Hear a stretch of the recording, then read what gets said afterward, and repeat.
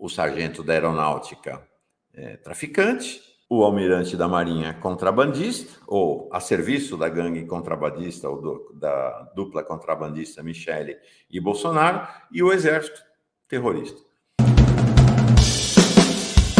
Sexta-feira saiu essa reportagem, e aí o fim de semana todo foi pautado por esse assunto.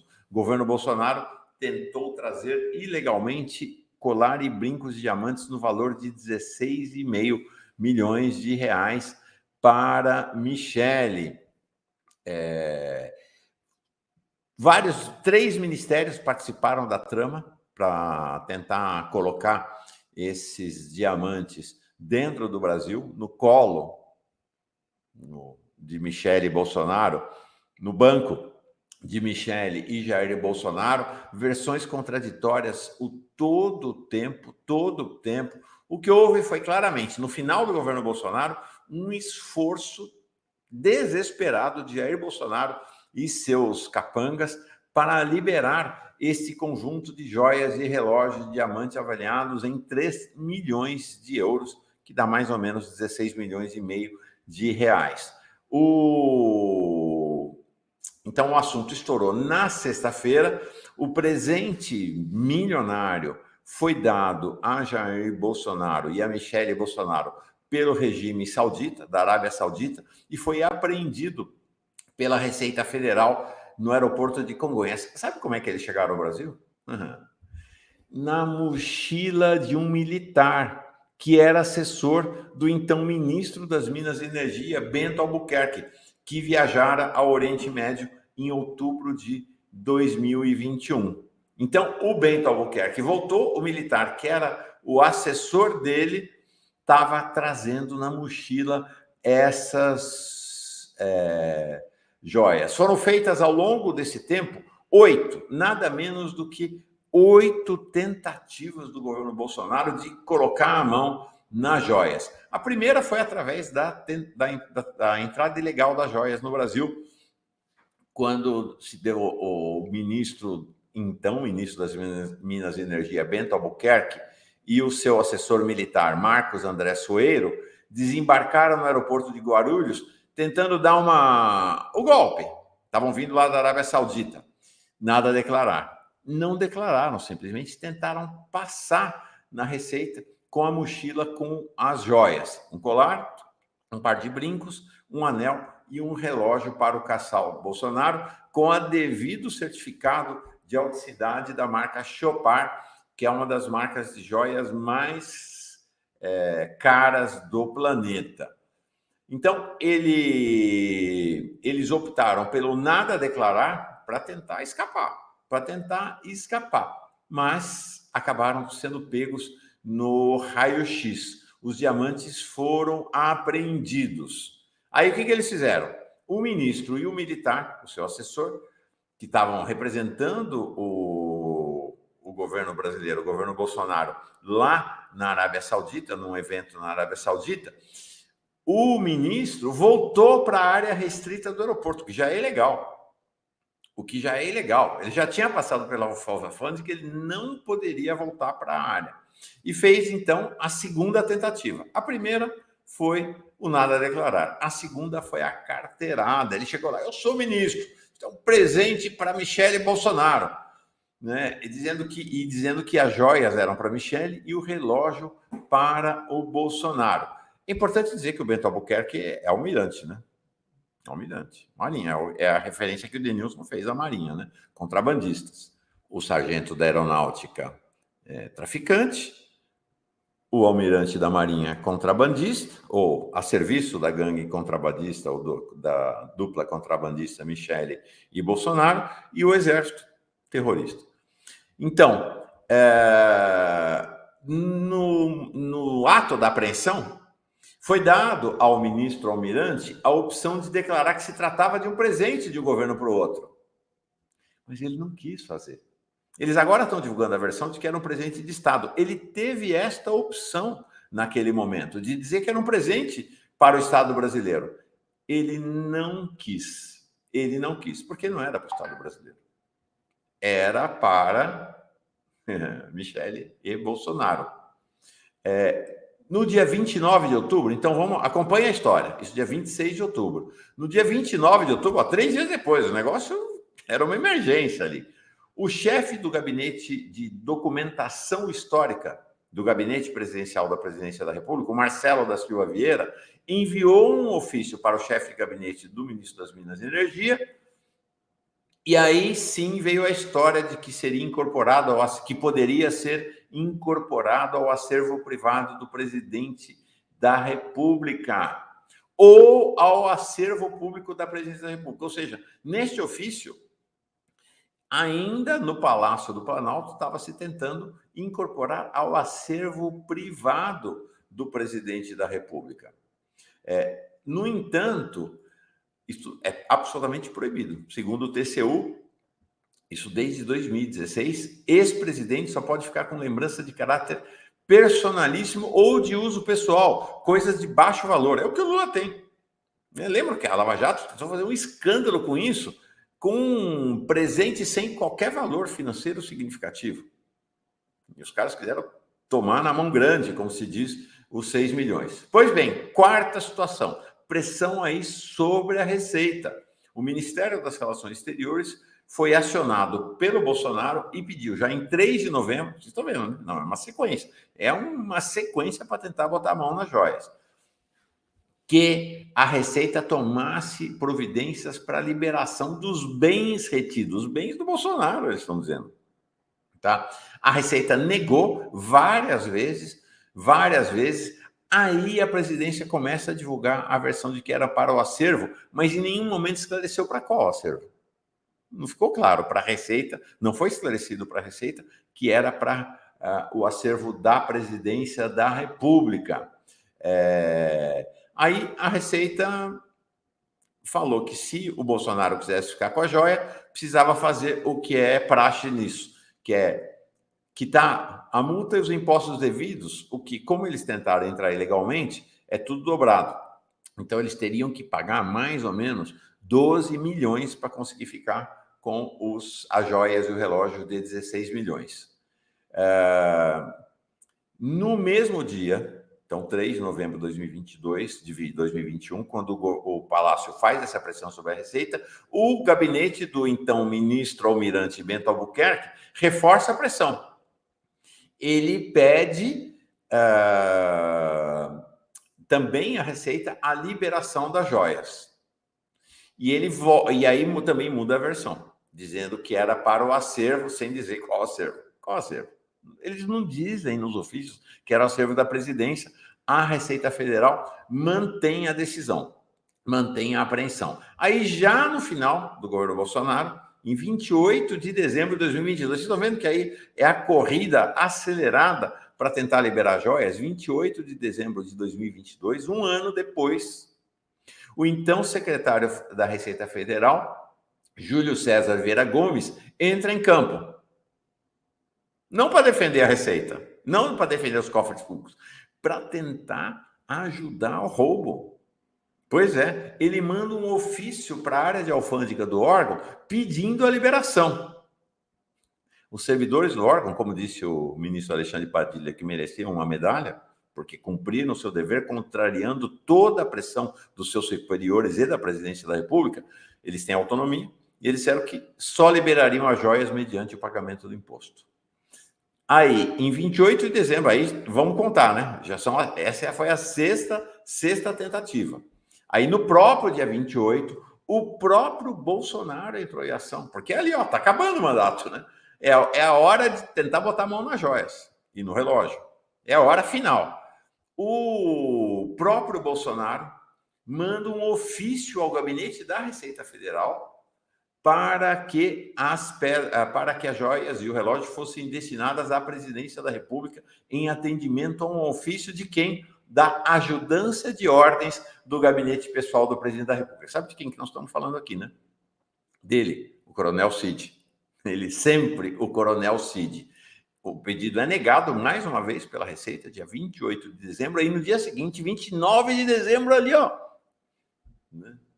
na beirada do fim do governo Bolsonaro, o Bolsonaro, mais uma vez, se coloca na linha de frente dessa tentativa e ele manda um funcionário do governo pegar um jatinho da FAB para desembarcar no aeroporto de Guarulhos, dizendo que estava ali, em nome do Bolsonaro, para retirar as joias.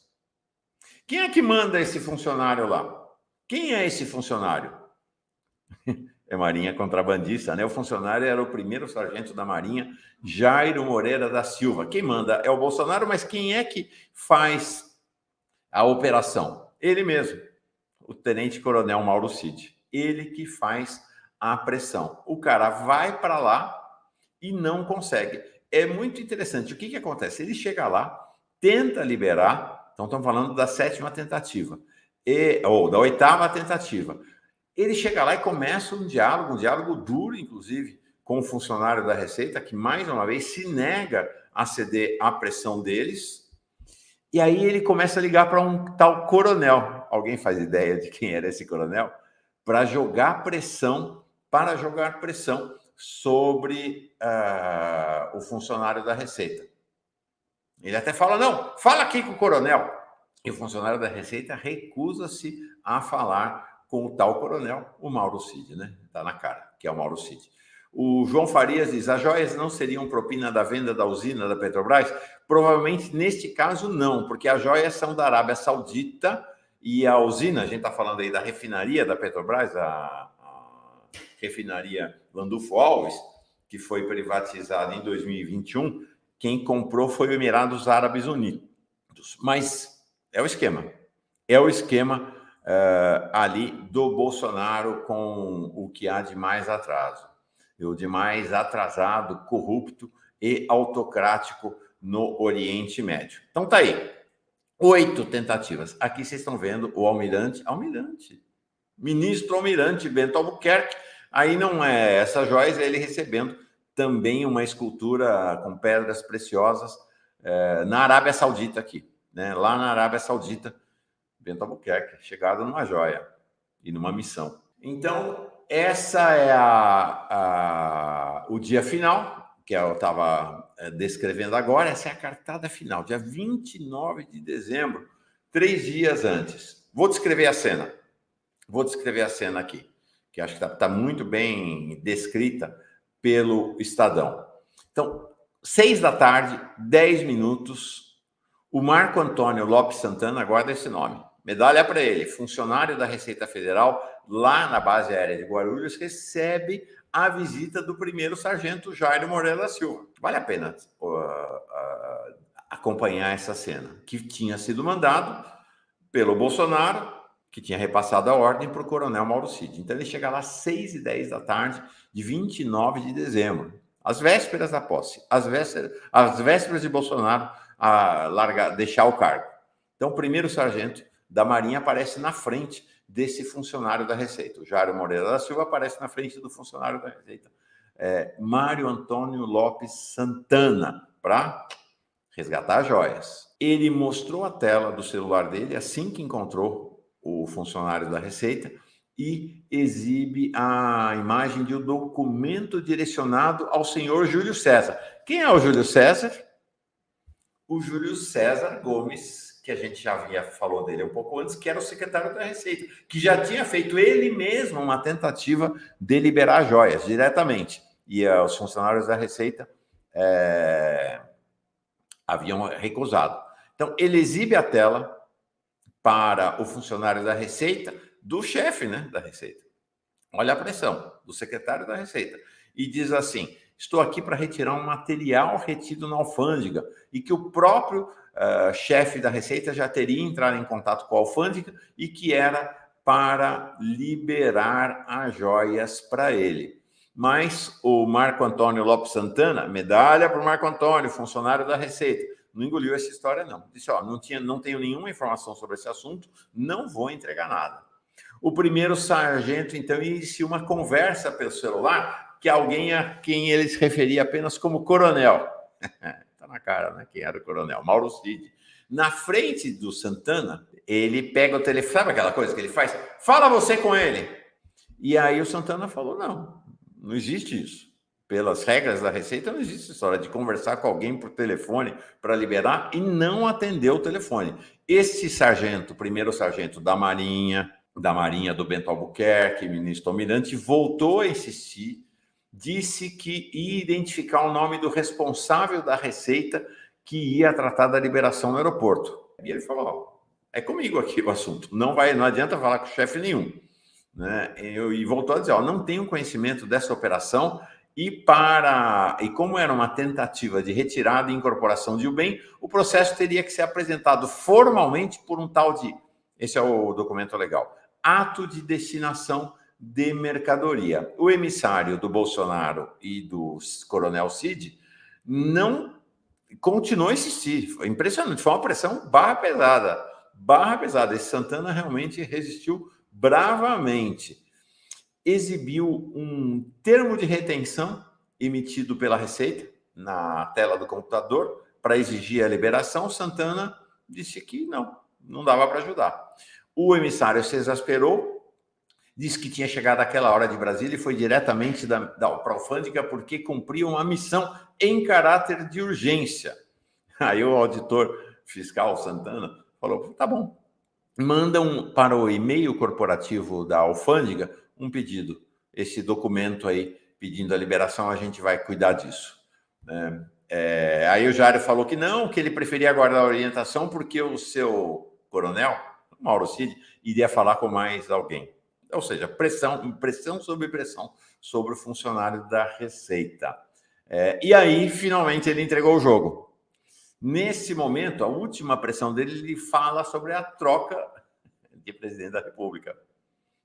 Ele disse, estou fazendo tudo isso como parte da troca do governo. Não se pode ter nada do antigo para o próximo. Tem que tirar tudo e levar. Aí, quem é que liga nessa hora, na pressão final dele? O secretário da Receita, gente. O secretário da Receita, o Júlio César Gomes, telefona para o sargento da Marinha, para o militar. O militar passa o telefone. Olha só a situação. O chefe da Receita liga para um sargento que foi mandado pelo Palácio do Planalto. É tudo contrabandista mesmo. E fala com o chefe da Receita. Olha a ameaça que ele coloca sobre esse servidor. Sabe o que ele fez? Não, eu não tenho que falar com o meu chefe, Júlio César Vieira Gomes. Você faz o pedido formal. E aí a ligação foi encerrada. Não, desculpa. Ele atendeu o telefone e aí falou para o chefe, olha, para ser feita essa liberação, o senhor sabe como é que é. Tem que entrar em contato com o delegado da alfândega de Guarulhos, o auditor Fabiano Coelho. Aí o tal do Júlio César viu que não ia conseguir nada, na pressão, desligou, o Santana devolveu o celular para o sargento Jairo e falou, aguarda uma resposta do delegado da alfândega. Aí, o Jairo ainda esperou um pouquinho, mas logo depois desistiu, deve ter recebido uma ordem e foi embora. Eles viram que não iam conseguir. E aí ele voltou para Brasília e já num voo comercial. História, né? Parece novela, né? Parece novela. Impressionante realmente essa história. A Receita Federal, então, são aí as 8 tentativas. Opa, e aí está aí a marca do Coronel Cid. Sempre o Coronel Cid. Importante o seguinte, houve uma manifestação oficial da Receita desmentindo essa versão de que, porque o Bolsonaro veio dizer depois, não, eu não pedi nem recebi nada. Claro, ele ganhou de presente, não recebeu porque tentou e não conseguiu. Era para o governo, para o Estado brasileiro, era para a presidência. Eles foram construindo essa versão ao longo do fim de semana, na medida em que foram sendo encurralados. A Receita desmentiu a versão do Bolsonaro, dizendo que, mesmo depois de várias orientações e esclarecimentos prestados pelos seus servidores ao Palácio do Planalto, isto não aconteceu. Em nenhum momento houve um pedido da Presidência da República ou da sua assessoria para que as joias fossem entregues para serem incorporadas ao acervo da Presidência da República. Impressionante, né? Impressionante o que a gente viu esses dias.